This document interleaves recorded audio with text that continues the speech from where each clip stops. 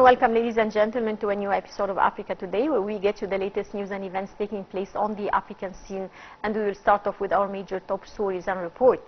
Upon the assignment of President Abdel al-Sisi, Minister of Foreign Affairs and Immigration Abdel arrived in the Rwandan capital Kigali to participate in the inauguration ceremony of Rwandan President Paul Kagame.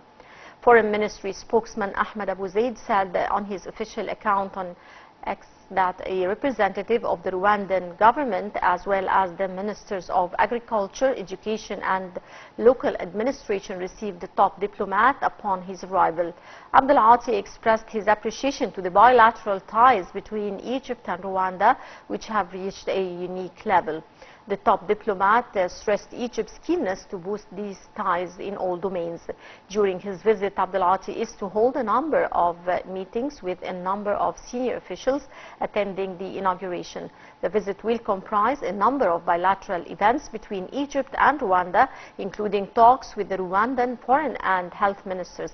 The top diplomat is to meet with the Egyptian diaspora in Rwanda and will participate in a round table with prominent Rwandan businessmen and representatives of the private sector.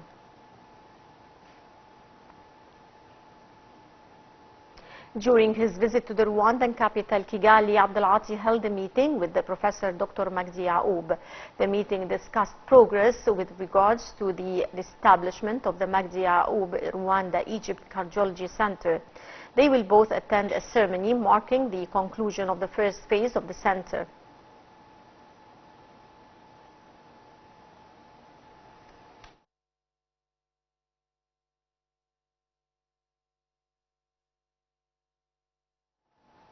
Welcome back, and to shed more light, we are delighted to be joined over the phone by Mr. Rahman, journalist and political analyst. Good afternoon, sir. Well, good afternoon to you. Hello to you and the dear viewers. Sir, how would you describe Egypt's Africa dimension, especially before current challenges? Well, of course, we have lots of situations that we can talk about. We have a solid and strong situation taken by the Egyptian administration towards our neighbors in Africa, our neighbors in the region.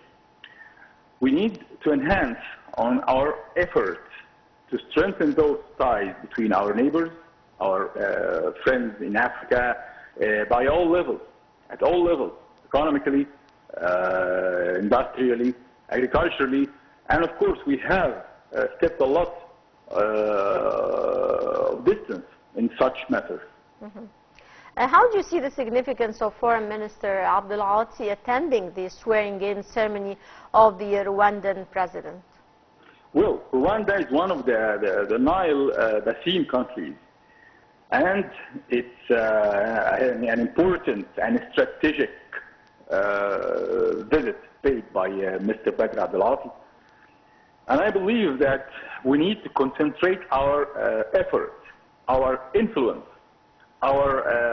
using our own friendly ties, our own brotherly ties, our own roots belong to Africa, by all means.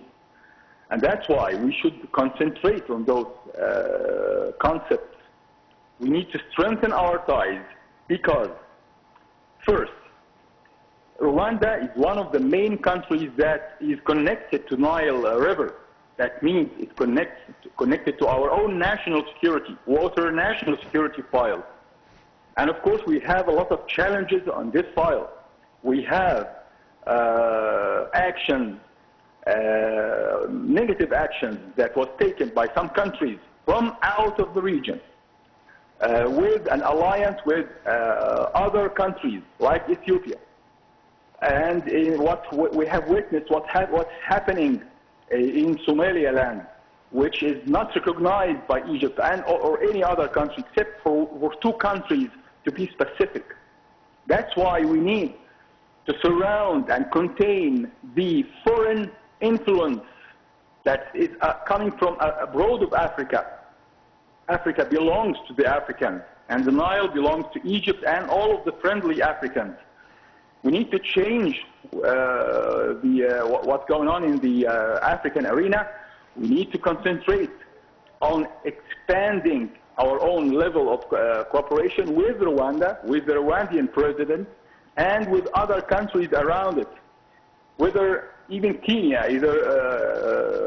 we have this brotherly nations, brotherly blood that connects us to Africa. We need to use this. Also, we need to use our own capabilities, especially in the field of agriculture and industry.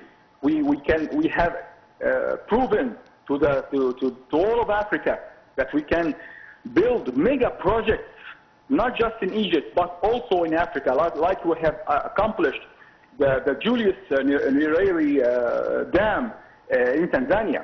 And of course, an example can be repeated by all means. We have to fight the foreign influences that is conflicting between the East and the West in the heart of Africa. Still, we have this colonialism influence that's coming from the West and from the East, and we have to fight back because it's on our own account as Egypt. We have what's called the national and international security borders, which is much beyond our own strategic borders. We need to preserve those borders by preserving our relations, our influence in the heart of Africa and in the deep until the end of the Nile, or from the beginning of the Nile. Sir Abdel expressed his appreciation to the bilateral ties between Egypt and Rwanda, which have reached a unique level. How would you describe the level of ties between Egypt and Rwanda? Friendly and able to be even more strong. We have supported Rwanda in the time of the crisis, and we have supported our national security countries that belong to our own circle of interest in Africa.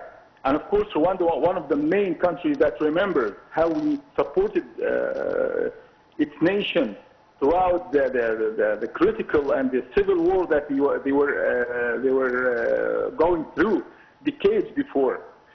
And I believe that we have a lot to build upon. And of course, this is a very important visit paid by our foreign ministers of affairs, our Minister of Foreign Affairs, to strengthen those ties and to prove that Egypt can reach out to each and every country in the continent. Mm-hmm. Sir, both Nile Basin countries are COMESA members. Now, how is it important for Nile Basin states to cement their trade ties? We have a strong ties with COMESA countries, but there is, as I said, there is a breakthrough. There is a leak. There is an outsider's influence that is trying to manipulate our own best interests. As Egyptians, not just as Egyptians, but as Africans. We have witnessed what's going on in Congo, what's been going on in Sudan. Some foreign fingers ignited the civil war in Sudan, and now we have on our southern borders there is a terroristic group, which is the Dam al-Sharia, just right to our own southern borders and threatening our own national security. We have to fight back all those foreign influences. We have to fight it back in the deep of Africa by strengthening ties. We don't lack those ties. We're not strangers. We are brothers in blood, brothers in roots, brothers in the Nile. And this is the only concept that we can make it clear to our associates in Africa, especially right now in Rwanda. Yes, sir, inter-African trade is still the lowest compared to other continents. Now, how would you list the reasons for this constriction? Well, of course, I remember that Mr. President Abdel Sisi, when he started leading the African Union, our presidency led the whole continent into the international economical creme, the best summits in the G20, in the G7. We have led our neighbors, our friends, our brothers in the continent to those mega summits with our own influence, with our own strong relations with the bigger countries, whether to the east or to the west. We can build upon this again. We can strengthen our own steps that we have already taken 7 years ago. We have to regain our influence back to Africa even more stronger, even now, because we are fighting the same colonial and foreign influence that is threatening our own best interests, not just in Africa, but in the whole region. Thank you so much, Mr. Amr Abdurrahman, a journalist and political analyst. Many thanks for your insights, sir. Thank you. Dear viewers, we now go to our special reports. Cairo affirmed its strong commitment to enhancing peace and security across Africa. This came during phone calls held with the foreign ministers of a number of African states. More in the following report. Cairo affirmed its strong commitment to enhancing peace and security across the African continent, prioritizing key issues for African nations. Badr Abdel emphasized in phone calls with several African counterparts that Egypt will consistently support African nations at the regional and international levels, according to the Egyptian ministry statement.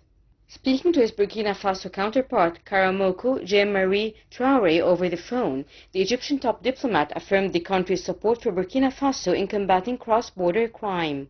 Discussions also covered the escalating security challenges in the region and their impact on West African countries and the efforts made to address them. Also in a call with his Nigerian counterpart, Bakari Yao Sangare, Abdelhati underscored Egypt's role in assisting Niger in combating terrorism and building national capacities.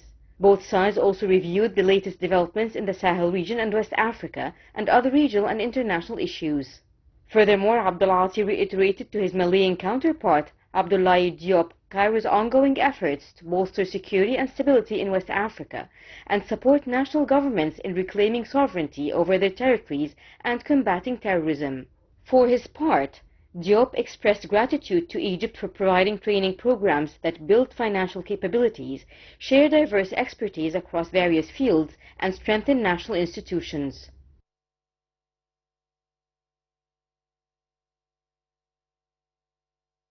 With our special reports, Mali expelled the Swedish ambassador from the country following hostile statements by the Swedish Minister of International Development, Cooperation and Trade. The minister said the Swedish minister had decided to phase out bilateral aid to Mali due to its ties with Moscow. Mali has ordered Sweden's ambassador to leave the country within 72 hours because of what it called a hostile statement by a Swedish minister. Ambassador Christina Cornell's expulsion came after Mali on Monday announced it was severing diplomatic ties with Ukraine. It accused a senior Ukrainian official of suggesting that Kiev had provided help to Tuareg rebels who claimed to have killed dozens of mercenaries from Russia's Wagner Group and Malian soldiers in July. Ukraine has denied any involvement in the fighting in northern Mali. Bamako's decision to cut ties with Kiev prompted Sweden's Minister for International Development Cooperation and Trade, Johan Forssell, to say on Wednesday that the government had decided to phase out bilateral aid to Mali due to its ties to Moscow. Forssell said on social media platform X that, quote, "You cannot support Russia's illegal war of aggression against Ukraine and at the same time receive several hundred million kroner each year in development aid." Relations between Mali and the West have frayed since a military junta seized power in 2020 and staged another coup the following year. Mali and its neighbors Niger and Burkina Faso, also led by juntas, have pivoted away from their traditional Western allies to form closer ties with Russia.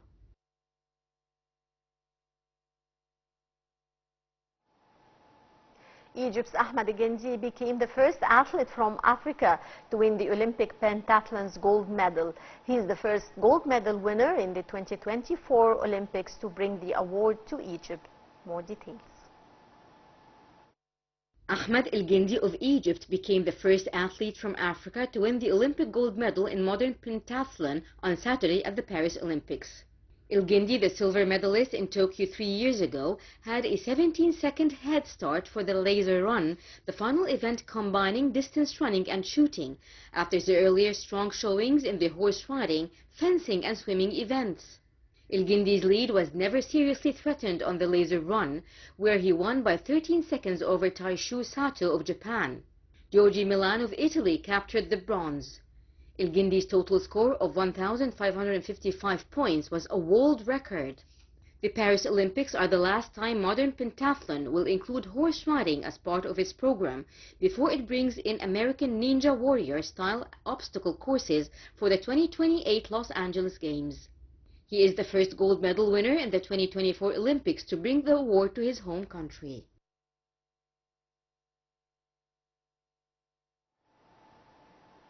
With that sports report, we come to the end of this edition of Africa Today. Many thanks for watching and stay tuned for more coming up here on Nile TV International.